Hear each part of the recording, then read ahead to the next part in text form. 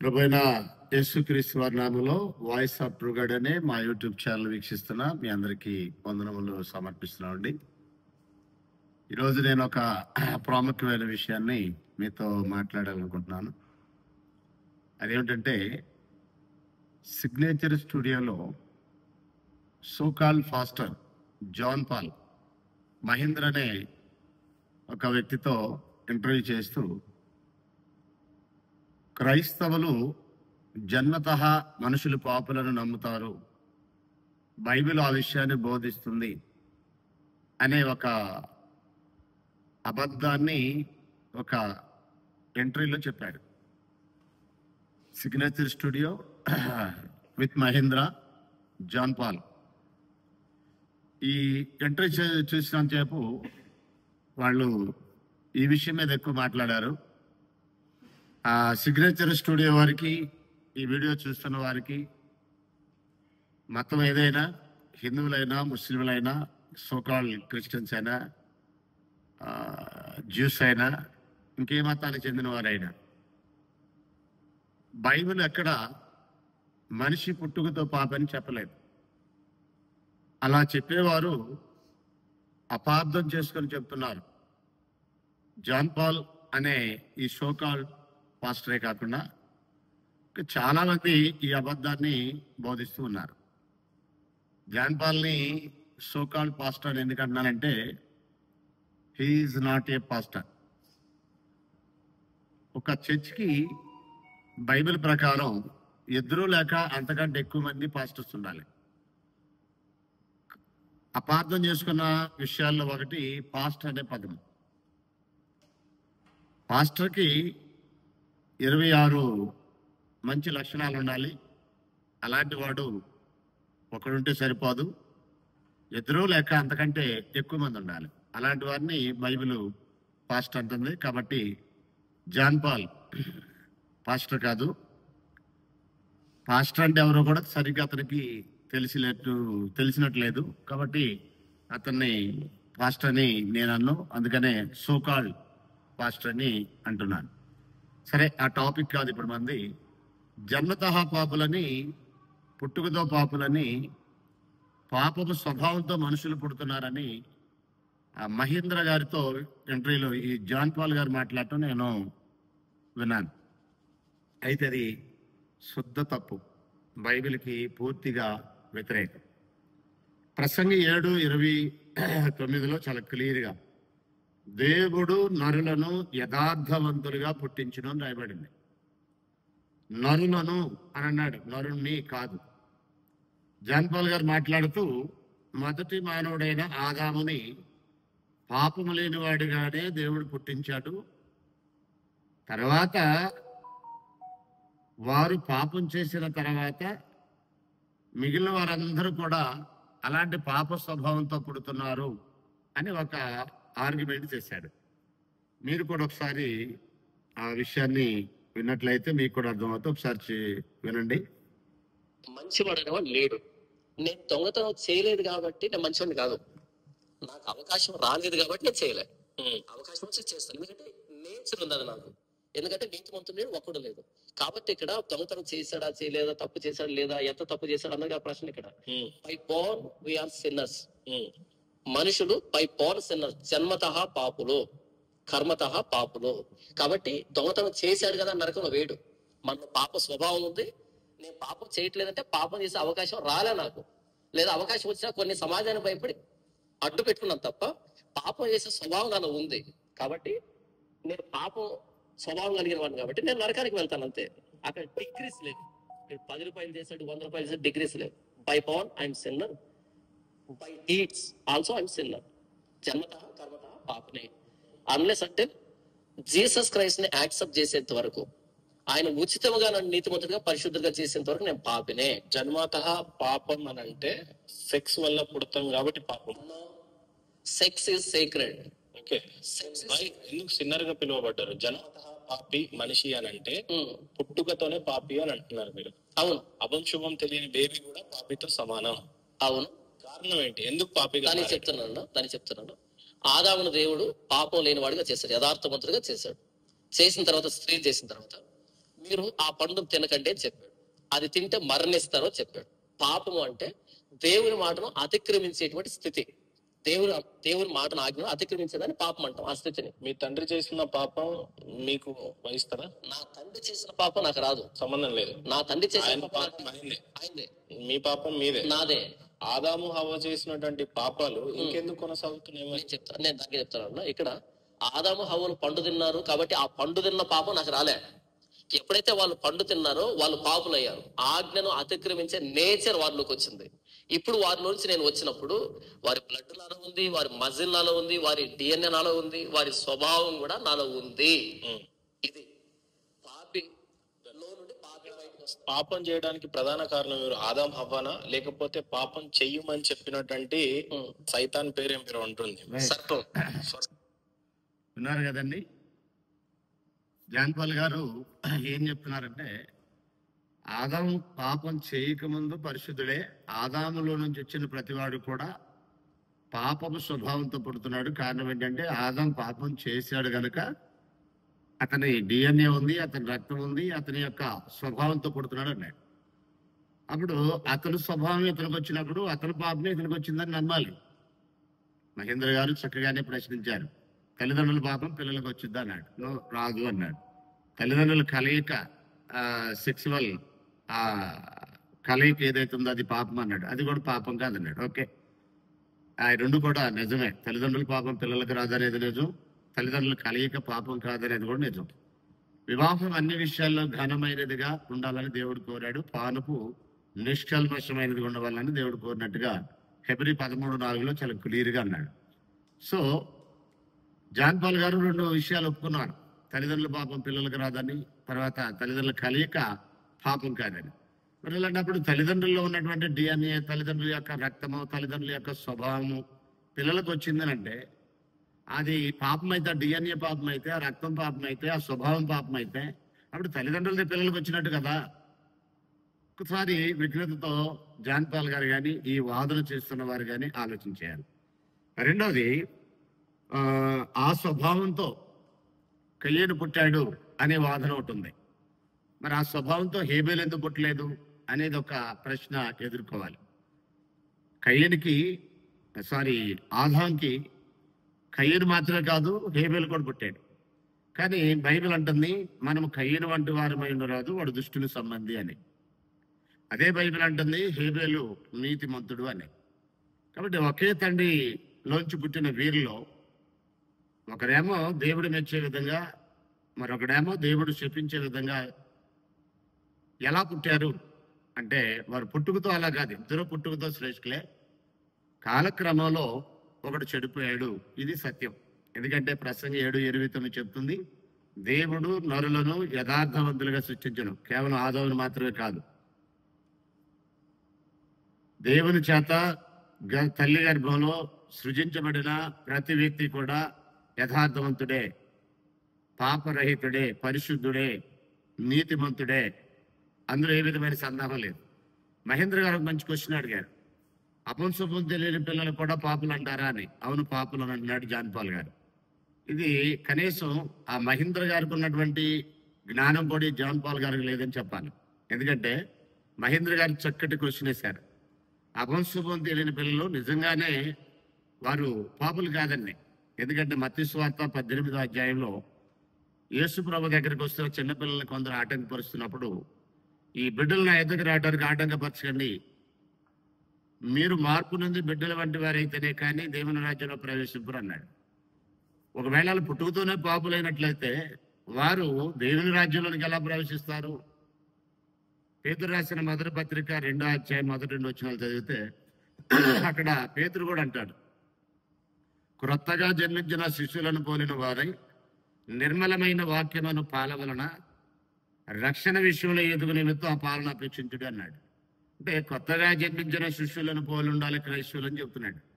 ఆ కొత్తగా జన్మించిన శిష్యులు పాపులైతే పాపులను పోలి ఉండాలని చెప్తాడు అపోస్తుడైన పేతురు. కాబట్టి ఈ ఆర్గ్యుమెంట్ అనేది ఒక తప్పుడు ఆర్గ్యుమెంట్ అని చెప్పాలి, బైబిల్కి వ్యతిరేకమైన ఆర్గ్యుమెంట్. పుట్టుకతో పాపని బైబిల్ ఎక్కట్లా చెప్పట్లేదండి. పుట్టుకతో ప్రతి మనిషి కూడా పరిశుద్ధుడే. వారు వివిధమైన తంత్రాలు కల్పించుకున్న తర్వాత పాపులయ్యారు. అదే చెప్పాడు ప్రసంగి 7:29లో, ఇది ఒకటి మాత్రం నేను కనుగొంటిని, దేవుడు నరులను యథార్థవంతులుగా పుట్టించును, గాని వారు వివిధమైన తంత్రాలు కల్పించుకున్నారు. తంత్రాలు కల్పించుకుంటానికి ఒక ఏజ్ ఉందండి. హెబ్రీయులకు రాసిన పత్రిక 5వ అధ్యాయము 13-14 వచనాలు అంటాడు, వయసు వచ్చిన వారు అభ్యాసం చేత మేలు కీడులను వివేచించే జ్ఞానేంద్రియాలు కలిగి ఉన్నారు. ఆ జ్ఞానేంద్రియాలు కలిగి ఉన్న ఆ వ్యక్తి పాపిగా పరిగణించబడతాడు.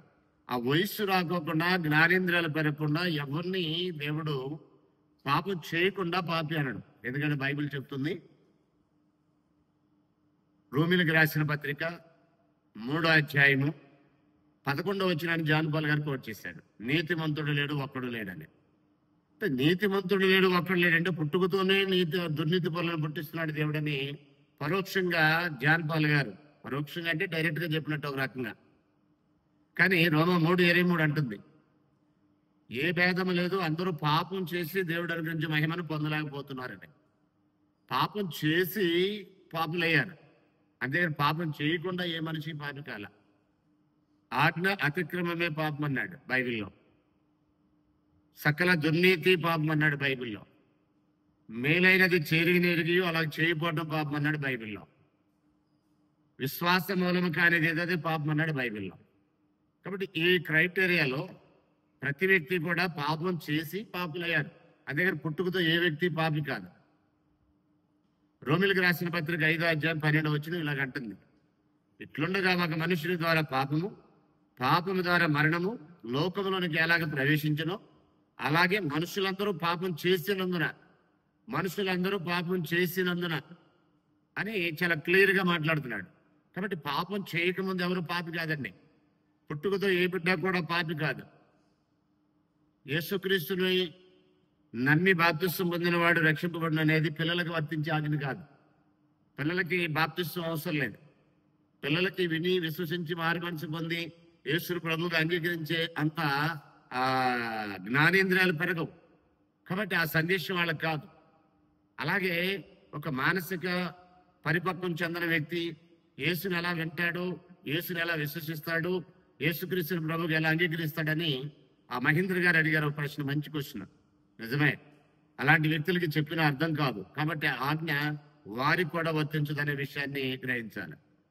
మానసిక పరిపక్వత సరిగ్గా ఉండి ఒక ఏజ్ అనేది వచ్చినప్పుడు, మేలు కీడు వివేచించే జ్ఞానేంద్రియాలు పెరిగినప్పుడు, అది తెలిసి కూడా కావాలని చేసింది పాపంగా పరిగణించబడదు. కానీ పుట్టుకతో ఏ మనిషి పాపి కాడు అనే విషయాన్ని గ్రహించాలి. ఈ ఆదికాండము 4వ అధ్యాయంలో పాపాన్ని గురించి మాట్లాడినప్పుడు కయ్యనుతో అన్నాడు, వాకిట పాపం పంచి ఉన్నది అని అన్నాడు. వాస్తవానికి కయ్యనులోకి అది ప్రవేశించక మనపు కయ్యను కూడా మంచివాడే. కయ్యను పుట్టుకతో ఏ పాపి కాడు. తన స్వభావాన్ని బట్టి కాలక్రమంలో అతను ఆ స్వభావము మార్పు చెందడం వల్ల దేవ స్వభావంలో నుండి సాతాను యొక్క స్వభావంలోనికి లేక దుష్టుని యొక్క స్వభావంలోనికి మార్పు చెందడం వల్ల అతను పాపం చేశాడు. కానీ వాస్తవానికి దేవుడు కయ్యన్ని పాపిగా పుట్టించలే. కయ్యన్నే కాదు, భూమి మీద ఏ మనిషిని దేవుడు పాపిగా పుట్టించలేడు. అయితే ఇక్కడ మనం ఒక విషయం జాగ్రత్తగా ఆలోచించేయాలి. హెబ్రీయులకు రాసిన పత్రిక 2వ అధ్యాయము 16వ వచనం చదివినప్పుడు యేసుక్రీస్తు అబ్రహాము సంతాన స్వభావంలో పుట్టాడు అని రాయబడింది. స్వభావమే ఒకవేళ పాపి అని ఈ జాన్ పాల్ గారు కానీ ఇంకెవరైనా క్రైస్తవులు అని చెప్పుకుంటున్నటువంటి సోకాళ్ళు పాస్టర్స్ ఎవరైనా, రంజిత్ ఓపీరు కానీ, లేకపోతే కల్వర్ సతీష్ కుమార్ కానీ, బెల్లంపల్లి ప్రవీణ్ కానీ, లేకపోతే కిరణ్ పాల్ అని గుడివేళ్ళు ఉంటాడు అతను కానీ, ఇంకెవరైనా ఉన్నట్లయితే ఈ పుట్టుకతోనే పాపులని చెప్పేటటువంటి సోకాళ్ళు పాస్టర్స్ వాళ్ళందరికీ ఒక ప్రశ్న, యేసు ప్రభువారు అబ్రహాము సంతాన స్వభావంలో పుట్టాడు అన్నాడు. ఆయన ఎంత మాత్రమో దేవదూతల స్వభావంలో పుట్టలేదు, కానీ అబ్రహాము సంతానం యొక్క స్వభావంతోనే పుట్టాడని అన్నాడు. ఇప్పుడు స్వభావమే పాపమైనట్లయితే అప్పుడు యేసుక్రీస్తు వారు కూడా అదే స్వభావంలో పుట్టాడు కనుక ఆయన కూడా పాపని మీరు పరోక్షంగా స్థాపిస్తున్నారు. బైబిల్ ఏం చెప్తుందంటే ఆయన గురించి యేసు ఏం మాట్లాడాడంటే, యోహాను సువార్త 8వ అధ్యాయం 46వ వచనంలో, నాలో పాపం ఉన్నదని మీలో ఎవడు స్థాపించను అన్నాడు. ఆయన గురించి అపోస్తలుడైన పేతురు ఏమన్నాడంటే, పేతురు మొదటి పత్రిక 2:20-21లో, ఆయన పాపం చేయలేదు, ఆయన యందు ఏ దోషము లేదు అని అన్నాడు. హెబ్రీ రచయిత 4వ అధ్యాయం హెబ్రీ పత్రిక 15వ వచనంలో ఇలాగన్నాడు, మన ప్రధాన యాజకుడు మన వలె అన్ని విషయాల్లో శోధించబడినను ఆయన పాపం చేయలేదన్నాడు. కాబట్టి ఆయన పాపరహితుడు. ఎలాగయ్యాడు? ఆయన పాపం లేనివాడు ఎలాగయ్యాడని మనం ఆలోచించినప్పుడు ఆయన పాపం చేయలేదు కనుక పాపి కాలేదు. అంతేగాని పుట్టుకతో ఆయన పరిశుద్ధుడై మిగిలిన వాళ్ళందరూ పాపులైతే ఆయన అబ్రహాము సంతాన స్వభావంలోనే పుట్టాడని హెబ్రీ పత్రిక 2వ అధ్యాయం 16వ వచనం అంటుంది. ఆయనకి వేరే స్వభావం ఏం రాలా. అబ్రహాం సంతానం పుట్టినటువంటి వ్యక్తులకు ఏ స్వభావం అయితే వచ్చిందో, ఒకవేళ ఆళ్ళు పాపులైతే అబ్రహాం సంతానం పుట్టిన ప్రతి ఒక్కడు కూడా స్వభావరీత్యా జన్మతః కర్మతః పాపులని ఈ జాన్ పాల్ గారు మిగిలినటువంటి సోకాల్ పాస్టర్స్ అన్నట్టుగా జన్మతః కర్మతః నిజంగా పాపులైతే అబ్రహాం సంతానం, ఆ సంతాన స్వభావంలోనే పుట్టినటువంటి యేసుప్రభువారు కూడా పాపిని వారు స్థాపిస్తున్నారు. కానీ బైబిల్ దాన్ని అంగీకరించట్లేదు. బైబిల్ యేసుప్రభువారిని పరిశుద్ధుడు అంటుంది. పవిత్రుడు, నిర్దోషి, నిష్కలంకుడు, పాపంలో చేరినవాడిని హెబ్రీ పత్రిక 7వ అధ్యాయం 26, 27 వచనాల్లో రాయబడింది. ఆయన పవిత్రుడు, నిర్దోషి, నిష్కలంకుడు, పాపంలో చేరినవాడు. ఎందుకంటే ఆయన పాపం చేయలేదు కనుక పాపంలో చేరలేదని అన్నాడు. పేతురు 1వ పత్రిక 1:18 అంటుంది, పితృపారంపర్యమైన మీ వ్యర్థ ప్రవర్తన విడిచిపెట్టినట్లుగా వెండి బంగారముల వంటి చేవస్తుల చేత మీరు విమోచింపబడలేదు గాని అమూల్యమైన రక్తం చేతనగా నిర్దోషమును నిష్కలంకమునకు గొర్రె పిల్ల వంటి క్రీస్తు రక్తము చేత అన్నాడు. ఆయన నిర్దోషమైన వాడు, నిష్కలంకుడు, పాపంలో చేరినవాడు అని బైబిల్ చెప్తుంది. కాబట్టి అబ్రహాము యొక్క సంతాన స్వభావంలో పుట్టినటువంటి వ్యక్తులందరూ పాపులైతే స్వభావరీత్యా ఆ స్వభావంతోనే పుట్టినటువంటి వాడు. దేవదూతల స్వభావం ఎంత మాత్రం జన్మించలేదు కానీ ఆయన అబ్రహాము యొక్క సంతాన స్వభావంతోనే పుట్టాడని హెబ్రీ 2:16 అంటుంది. కాబట్టి అప్పుడు యేసు ప్రభువారు కూడా పాపం చెప్తారా? అది బైబిల్ అంత మాత్రం కూడా అంగీకరించదు. సో అసలు పుట్టుకతో పాపి అనే ఈ స్టేట్మెంటే బైబిల్కి పూర్తిగా వ్యతిరేకం. దేవుడు మనుషులందరినీ యథార్థవంతులుగానే పుట్టిస్తున్నాడు, కానీ వారు వివిధమైన తంత్రాలు కల్పించుకుంటున్నారు. అయితే అపార్థం చేసుకున్న లేఖనాలు కొన్నాయి. వాటిలో ఒక 2 విషయాలు. యోబు గ్రంథం 14వ అధ్యాయం 14వ అధ్యాయం 4వ వచనంలో అంటాడు. ఏమంటాడంటే అక్కడ పాప, ఒకసారి మనం చదువుదాం. యోబు గ్రంథము 14వ అధ్యాయము 4వ వచనం చదువుతున్నాను.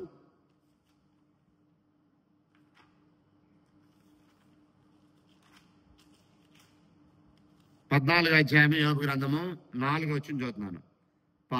పాప సహితునిలో నుండి పాప రహితుడు పుట్టగలిగిన ఎంత మేలు, అలాగూ ఎవడును పుట్టునారుడు అని అన్నాడు. దీన్ని ఎలా అర్థం చేసుకున్నారంటే, అంటే పుట్టుకతో మనిషి పాపి అని ఒక రాంగ్ స్టేట్మెంట్ చేయడానికి వాడుతున్నారు. అంటే పాప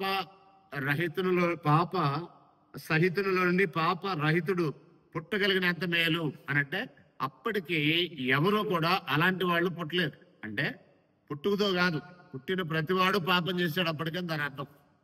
అంతేగాని పుట్టుకతో పాపంతో పుడితే అలా పుట్టించేవాడే మొదటి నేరస్తుడు అవుతాడు. ఎందుకంటే కుమారులు యెహోవా ఇచ్చు స్వాస్థ్యము, గర్భఫలం ఆయన ఇచ్చే బహుమానం, దేవుడిచ్చే బహుమానం అని అన్నాడు. 127వ కీర్తన 3వ వచనం. ఇక్కడ పుట్టించే దేవుడే పాపిగా పుట్టిస్తే ఆ పాపం నుండి విడుదల పొందాలంటే యేసుని నమ్మాలంటున్నాడంటే అసలు పుట్టించే ఈ క్రమంలోనే తప్పు చేస్తున్నాడు దేవుడని స్థాపిస్తున్నాడు. కాబట్టి చాలా జాగ్రత్తగా లేఖనాలను పరిశీలించండి. పుట్టుకతో ఏ వ్యక్తి పాపి కాడు. పాప సహితునిలోని పాపరహితుడు పుట్టగలిగిన ఎంత మేలంటే, ఒక్కడు కూడా మంచివాడు పుట్టట్లో అందరూ చెడిపోతున్నారు. పుట్టిన ప్రతివాడు కూడా ఒకడు చేసి ఒకడు చెడిపోతున్నారు. అంతేగాని పుట్టుకతో ఏ వ్యక్తి పాపి కాదు. అదే చెప్పాడు రోమపత్రిక 3:23లో, అందరూ పాపం చేసి దేవుడు అనుగ్రహించిన మహిమను పొందలేకపోతున్నారు. అంటే దాని అర్థం ఒక్కడు కూడా పాపరహితుడు పుట్టలేదు. అంటే దాని అర్థం ఏంటంటే పాపం చేయకుండా ఉండగలిగిన వాడు అప్పుడు కూడా పుట్టలేదని దాని అర్థం. అంతేగాని పాపం లేకుండా పుట్టలేదని కాదు దాని అర్థం. అందరూ పాపంతో పుట్టారని కూడా దాని అర్థం కాదు. పాపం లేకుండానే పరిశుద్ధులుగానే పుట్టారు. ప్రతి వ్యక్తి కూడా పరిశుద్ధుడుగానే పుట్టాడు. ప్రతి వ్యక్తి కూడా యథార్థవంతుడుగానే పుట్టాడు. అందరిని పుట్టించేది సృష్టికర్త అయిన దేవుడే. కాబట్టి ఆయన అందరినీ పరిశుద్ధులుగానే పుట్టిస్తున్నాడు. 51వ కీర్తన 5వ వచనంలో కూడా ఇలా రాయబడింది, నేను పాపములో పుట్టిన వాడును, పాపములోనే నా తల్లి నన్ను గర్భము ధరించింది అని అంటాడు. ఈ వచనాన్ని కూడా అపార్థం చేసుకున్నారు. ఏమంటాడు అక్కడనంటే, నేను పాపములో పుట్టిన వాడను అంటే అప్పటికే లోకంలోనికి పాపం ప్రవేశించింది. ప్రతి వ్యక్తి కూడా పాపం చేస్తున్నాడు, పాపం చేసి పాపి అయ్యాడు. ఇలాంటి తరుణంలోనే నా తల్లి గర్భం ధరించింది నన్ను, నేను కూడా అలాంటి సమయంలో పుట్టాను అని. ఉదాహరణకి కార్గిల్ యుద్ధంలో మా అబ్బాయి పుట్టాడంటే కార్గిల్ యుద్ధంతో పుట్టాడని కాదు, కార్గిల్ యుద్ధం జరుగుతుండగా అబ్బాయి పుట్టాడని. అలాగే పాపం లోకంలో ఏలుబడి చేస్తుండగా దావీదు తల్లి దావీదుని గర్భం ధరించడం, దావీదు ఆ టైంలోనే పుట్టడం అనేది దాని అర్థం. కానీ పాపంతో పుట్టాడని కాదు, పాపంలో పుట్టాను అని అన్నాడు. పాపంతో పుట్టలేదు దావీదు. దావీదే కాదు, అసలు ఏ వ్యక్తి పాపంతో పుట్టలేదు. అందరూ పరిశుద్ధులుగానే పుడుతున్నారు. పాపం చేయకుండా ఉన్న వ్యక్తి ప్రభువైన యేసు. కొరింథీయులకు రాసినటువంటి పత్రికలో ఒక మంచి మాట అంటాడు. కొరింథీయులకు రాసినటువంటి మొదటి పత్రిక 8వ అధ్యాయం 18వ వచనంలో, కాబట్టి 6వ అధ్యాయము 18వ వచనం ఒకసారి చదువుతున్నాను చూడండి. కొరింథీయులకు రాసిన మొదటి పత్రిక 6వ అధ్యాయము 18వ వచనాన్ని మనం చూస్తే, 6వ అధ్యాయము 18వ వచనం చదువుతున్నాను. జారత్వమునకు దూరముగా పారిపోడి, మనుషుడు చేయ ప్రతి పాపము దేహమునకు వెలుపలుగా ఉన్నది, కానీ జారత్వం చేయవాడు తన సొంత శరీరమునకు హానికరముగా పాపం చేస్తున్నాడు అన్నాడు. మనుషుడు చేయ ప్రతి పాపం దేహమునకు వెలుపల ఉన్నది అన్నాడు. అంటే పాపము మనుషులు లేదండి, అది మనుషులు వెలుపలే ఉంది. వాకిటి పొంచి ఉంది, మనిషి దేహానికి వెలుపలే ఉంది. అది ఎప్పుడు వస్తుందంటే ఆహ్వానిస్తే వస్తుంది. అలా ఆహ్వానించకుండా పాపాన్ని దూరంగా ఉంచి పాపంలో చారకుండా ప్రత్యేకంగా జీవించిన వాడు ప్రభు అయిన యేసు. కయ్యని దగ్గర నుంచి ప్రతి మనుషుడు కూడా దాన్ని ఆహ్వానించి పాపం చేసి పాపులయ్యారు. ఇది రోమా 5:12 చెప్తున్నటువంటి స్టేట్మెంట్. కాబట్టి జాన్ పాల్ గారు కానీ ఇంకా సోకాల్ పాస్టర్స్ ఇంకెవరైనా కానీ మనుషులు జన్మతః పాపులు, పుట్టుకతో పాపులు అని చెప్తే అది పచ్చి అబద్ధం, బైబిల్ని అపార్థం చేసుకున్న వారి యొక్క బోధ. ఈ విషయాన్ని బైబిల్ ప్రేమికులు, బైబిల్ని అభిమానించేవారు గుర్తించాలని, ముఖ్యంగా ఐందవ సోదరులు కానీ ఇస్లాం సోదరులు కానీ ఎవరైనా క్రైస్తవులు అని చెప్పుకునేవారు పుట్టుకతో పాపులని అంటే అది వాళ్ళ అభిప్రాయంగానే మీరు చూడండి, కానీ అది బైబిల్ బోధగా మీరు ప్రకటన చేయకండి దయచేసి. అది బైబిల్ బోధ కాదు, అది దేవుడు ఎక్కడ అలా చెప్పలేదు. అది వాక్యాన్ని, బైబిల్ని అపార్థం చేసుకున్న వారి యొక్క ఉపదేశమే. కానీ పుట్టుకతో మనిషి పాపి, జన్మతః కర్మతః మనిషి పాపి అనే ఈ బోధలు ఏవైతున్నాయో అవి బైబిల్ బోధలు కాదు. బైబిల్ చెప్తుంది పాపం చేసిన వాడే పాపి అయ్యాడు తప్ప పాపం చేయని యేసుక్రీస్తు పాపి కాడు అని చెప్తుంది. ఈ విషయాన్ని నమ్ముదాం, బైబిల్ని అర్థం చేసుకుందాం, దేవుని దీవెనలకి పాత్రలవుదాం. అందరికీ వందనములు.